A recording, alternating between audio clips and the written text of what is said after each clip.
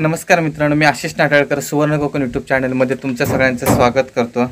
तर मित्रांनो, आजच्या भागात आपण माहिती घेणार आहोत कोकणातील घर बांधकामाविषयी। तर आज मी आलो आहे आमच्या साईटवर, देवगड जामसंडे येथे ही साईट चालू आहे आमची। तर आपण या साईटबद्दल संपूर्ण माहिती घेणार आहोत।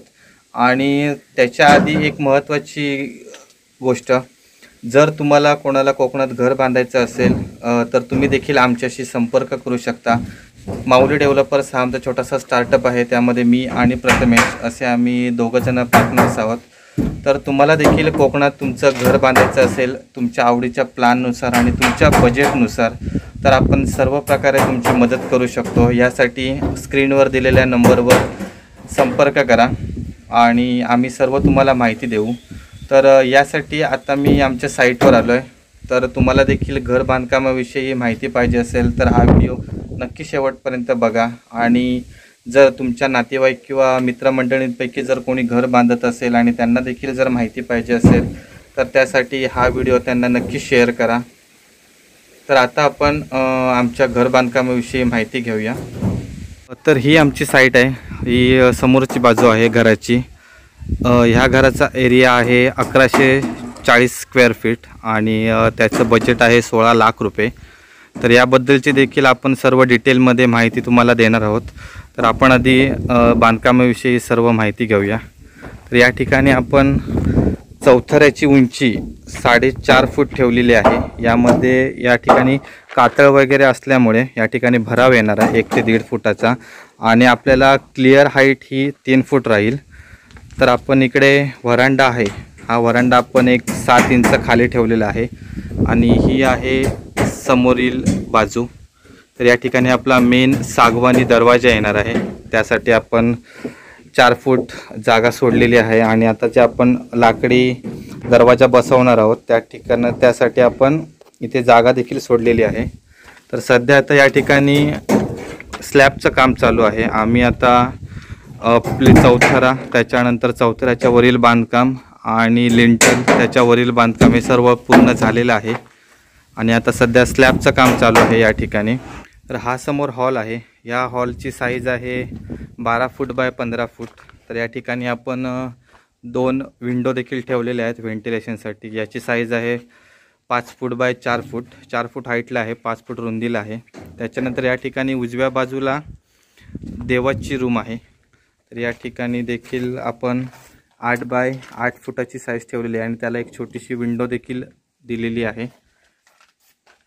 तर एकूणच स्पेशियस असं 1140 स्क्वेअर फीटचं हे घर आहे आणि याचं बजेटसुद्धा 16 लाखापर्यंत आहे। तर तुमच्या घराची जी साईट असेल त्याच्यावर तुमचं बजेट देखील डिपेंड होतं आहे। तर त्याबद्दलची आपण सर्व माहिती तुम्हाला देणार आहोत।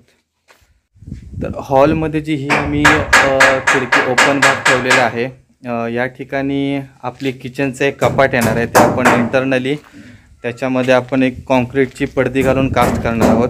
त्याच्यानंतर इकडे जिना, या ठिकाणून आपण वरती जाऊ शकतो वरच्या फ्लोअरला। त्याच्यानंतर त्याच्या मागेच एक आपण बाहेरसाठी एक दरवाजा ठेवलेला आहे। तर हॉलमधून आपण बाहेर इकडे जाण्यासाठी एक पॅसेज ठेवलेला आहे छोटासा आणि त्या पॅसेजमधून जिना ठेवलेला आहे वरच्या फ्लोअरला जाण्यासाठी। आणि या ठिकाणी आपला एक बेडरूम आहे, या बेडरूमची साईज आहे 10 बाय 11 फूट आणि याला देखील आपण 2 विंडो ठेवलेल्या आहेत व्हेंटिलेशनसाठी। त्याचबरोबर वरती आपण लॉफ्ट देखील एक ठेवलेला आहे। हा लॉफ्ट 1.5 फूट रुंदीचा आहे आणि सोबतच 11 फूट लांबीचा आहे। आणि या ठिकाणी हा आपला जिना आहे। तर या जिन्याच्या खालून इकडे आपण एक दरवाजा ठेवलेला आहे, यासाठी इकडून आपण बाहेर एक्झिट करू शकतो। आणि त्याचसोबत इकडे वरती जाण्यासाठी आपल्याला जिना आहे। आता सध्या आमचा अर्धा जिना कास्ट झालेला आहे आणि या ठिकाणी इकडे आपल्या स्लॅबच्या बॉटमचं सेंटरिंगचं काम चालू आहे, तुम्ही बघू शकता इकडे। आणि या ठिकाणी आपण 9 इंच जाडीचं चिरा बांधकाम केलेलं आहे। आपण आता खाली उतरून माहिती घेऊया दुसऱ्या बेडरूमची। या ठिकाणी इकडे आपला उजव्या बाजूला एक बेडरूम आहे, हा मास्टर बेडरूम आहे। या ठिकाणी आता जरासा काळोख येतो आहे कारण वरती आपण जिना स्लॅब ठोकण्याचं काम चालू आहे. आणि या ठिकाणी आपण एक बाथरूम देखील दिलेला आहे अटॅच. तर या बाथरूमची साईज आहे 7 बाय 4 फूट आणि ह्या रूमची साईज आहे 10 बाय 10 फूट. या ठिकाणी देखील आपण 5 बाय 4 फुटाची एक विंडो दिलेली आहे. सोबतच वरती व्हेंटिलेशनसाठी एक जागासुद्धा सोडलेली आहे. आणि या ठिकाणी देखील लॉफ्ट आहे 1.5 फूट रुंदीचा. आणि सोबतच आपण या ठिकाणी 7 इंचाचं लिंटल फुल लिंटल फिरवलेलं आहे. आणि या ठिकाणी एक टॉयलेट आहे, हा कॉमन टॉयलेट आहे. तर याची साईज आहे 3.5 बाय 3.5 फूट आणि या ठिकाणी इंडियन टॉयलेट बसणार आहे. आणि इकडे आहे बाथरूम. या बाथरूमची साईज आहे 7 बाय 4 फूट आणि याच्यावरती आपण सामान वगैरे ठेवण्यासाठी एक पोटमाळा केलेला आहे आणि त्याच्यावरती आपण सामान वगैरे ठेवू शकतो. आणि इकडे किचन. तर या ठिकाणी आपण किचनला जाण्यासाठी जो दरवाजा आहे हा 3.5 फूट रुंदीचा ठेवलेला आहे. सोबतच याच्या ज्या विंडो आहेत, जो आपला ओटा असणार आहे त्या ओट्याच्या वरती 1 फूट, त्याच्यामुळे ह्या विंडोची साईज थोडीशी कमी होते. तर आपला या ठिकाणी ओटा बसणार आहे. हा ओटा एल शेपमध्ये असणार आहे, ज्याची माहिती आपण पुढच्या व्हिडिओमध्ये घेणारच आहोत. सोबतच या ठिकाणी लॉफ्ट देखील ठेवलेला आहे किचनला, जेणेकरून तुमचं किचनचं सामान वगैरे तुम्ही वरती ठेवू शकता. तर आता आपण बाहेरच्या बाजूचं बांधकाम बघूया. या ठिकाणी एक विहीर खोदलेली आहे. या विहिरीची खोली साधारण 57 फूट आहे. कातळामध्ये असल्यामुळे या ठिकाणी जरा थोडंसं डीप जावं लागते आपल्याला. सोबतच या ठिकाणी मटेरियल वगैरे टाकलेलं आहे. आपण अत्यंत क्वालिटीच्या दर्जाचं, चांगल्या दर्जाचं आपण स्टील, सिमेंट आणि दगड वगैरे सर्व वापरतो, खडी. तर या ठिकाणी आपण चौथऱ्याची माहिती घेऊया. तर हा कातळ भाग असल्यामुळे आपण या ठिकाणी फक्त 6 इंच खोलीची खोदाई केलेली आहे आणि त्याच्यावरती आपण 4.5 फुटाचा चौथरा घेतलेला आहे. आणि ह्या ठिकाणी आपण भराव करणार आहोत कारण इकडे तुम्ही बघू शकता या ठिकाणी झाडं वगैरे लावण्यासाठी खड्डे ऑलरेडी खोदलेले आहेत. तर जेव्हा ही झाडं लावणार तर त्यावेळी आपण इकडून पूर्ण भराव करून घेणार आहोत. तर बाहेरील बाजूला देखील आपण या ठिकाणी छज्जा वगैरे दिलेले आहेत. तर या छज्जाचं अर्ध काम पूर्ण झाले.